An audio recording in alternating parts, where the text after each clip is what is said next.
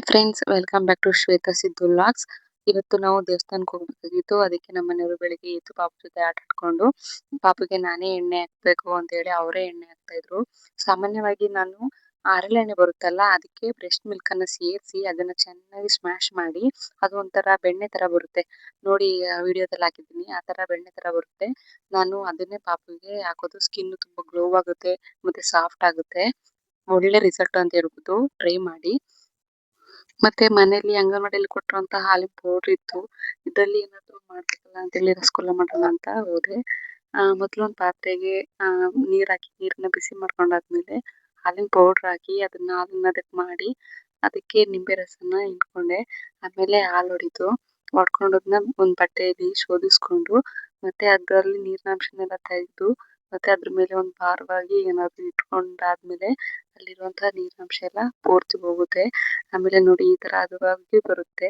ಇದನ್ನ ಚೆನ್ನಾಗಿ ಸ್ಮ್ಯಾಶ್ ಮಾಡಿ ಉಂಡೆ ಬರ್ಬೇಕು, ಆ ತರ ಚೆನ್ನಾಗಿ ಸ್ಮ್ಯಾಶ್ ಮಾಡ್ಕೊಂಡು ಚಿಕ್ಕ ಚಿಕ್ಕದಾಗಿ ಉಂಡೆ ಕಟ್ಟಿ ಒಂದ್ ಕಡೆ ಇಟ್ಕೊಂಡೆ. ಆಮೇಲೆ ಇನ್ನೊಂದ್ ಕಡೆ ಪಾಕಕ್ಕೆ ರೆಡಿ ಮಾಡ್ಕೊತಾ ಇದ್ದೆ.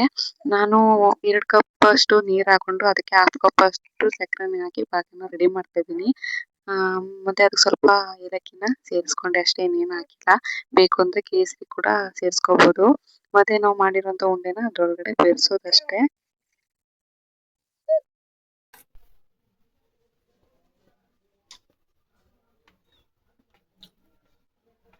ಹಿಂಗೈತಿ, ಸೂಪರ್ ಆಗದ. ತಿನ್ಬೋದಾ? ಮತ್ತೆ ಆಮೇಲೆ ಮಧ್ಯಾಹ್ನ 2-2:30 ಅಷ್ಟೊತ್ತಿಗೆ ದೇವಸ್ಥಾನಕ್ಕೆ ಹೊರಟ್ವಿ.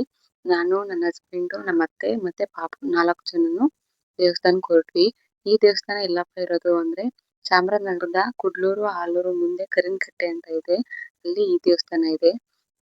ಇಲ್ಲಿ ದೊಡ್ಡಮ್ಮ ತಾಯಿ, ಸಿದ್ದಪ್ಪಾಜಿ ಮತ್ತೆ ಶನೀಶ್ವರ ಮತ್ತೆ ದುರ್ಗಮ್ಮ 4 ದೇವರು ಬರುತ್ತೆ. ನಮ್ಗೆ ಏನೇ ಕಷ್ಟ ಇದ್ರು ಪರಿಹಾರ ಮಾಡ್ಕೋಬಹುದು ಅಂತಾನೆ ಹೇಳ್ಬೋದು. ನಮ್ಗಂತೂ ತುಂಬಾ ನಂಬಿಕೆ ಇದೆ, ಅದಕ್ಕೆ ನಾವು ಹೋಗ್ತೀವಿ. ಮತ್ತೆ ನಮ್ ತರಾನೇ ತುಂಬಾ ಭಕ್ತಾದಿಗಳು ಕೂಡ ಬರ್ತಾರೆ. ನಮ್ಮ ಕಷ್ಟಗಳನ್ನ ಪರಿಹರಿಸ್ಕೋಬಹುದು ಅಂತಾನೆ ಹೇಳ್ಬೋದು.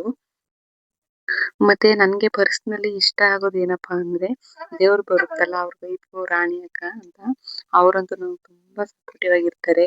ನನ್ ಯಾವುದೇ ರೀತಿ ಕಷ್ಟ ಇದ್ರು ಕೂಡ ಅವ್ರ ಹತ್ರ ಹೇಳಿದ್ರೆ ನನ್ಗೆ ಮೆಂಟಲಿ ಫುಲ್ಲು ಸಪೋರ್ಟ್ ಮಾಡ್ತಾರೆ. ಮತ್ತೆ ನನ್ಗೆ ಎಮೋಷನಲಿ ತುಂಬಾ ಧೈರ್ಯ ತುಂಬಿದ್ದಾರೆ. ಎಷ್ಟೋ ದಿನ ನಾನು ತಾಳ್ಮೆ ಇರೋದಕ್ಕೆ ಅವರು ತುಂಬಾ ಹೆಲ್ಪ್ ಮಾಡಿದ್ದಾರೆ. ಎಲ್ಲವೂ ಕೂಡ ನಾವ್ ಅಂದ್ಕೊಂಡಾಗ ಆಗಲ್ಲ, ಅದಕ್ಕೆ ಸಮಯ ಬರ್ಬೇಕು ಅಂತ ತುಂಬಾ ತಿಳಿಸ್ಕೊಟ್ಟಿದ್ದಾರೆ. ಮತ್ತೆ ಇನ್ನೊಂದೇನಪ್ಪಾ ಅಂದ್ರೆ ನಂದು ಸೀಮಂತ ಆಯ್ತಲ್ಲ, ಅದು ಇದೇ ದೇವಸ್ಥಾನದಲ್ಲಿ. ಮತ್ತೆ ನನ್ ಮಗನ್ನ ಅಲ್ಲಿ ಗುರುಗಳು ಗರ್ಭಗುಡಿ ಒಳಗಡೆ ಕರ್ಕೊಂಡೋಗಿ ದೇವ್ರ ಆಶೀರ್ವಾದ ತಗಸ್ಕೊಟ್ರು.